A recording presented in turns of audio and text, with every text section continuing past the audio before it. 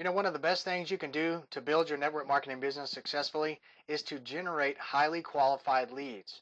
And in order to do that, first of all, you have to understand what a qualified lead is. So let's talk about this. A qualified lead responds to your message or content directly, expresses a specific interest in your information or message, voluntarily gives you his or her contact information, which is express permission for you to then communicate with them and provide them with more info, takes personal action to go to the next step on their own.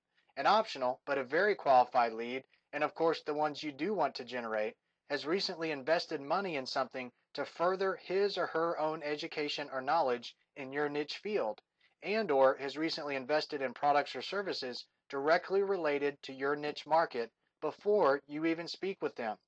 Examples of this would be someone who has purchased an educational course or book on the network marketing industry within the last 15 days.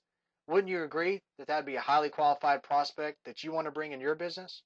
Or what about someone who has purchased products or services in the last 15 days that are very similar to the products or services that you represent? Obviously, they have an interest in the same type of products or services.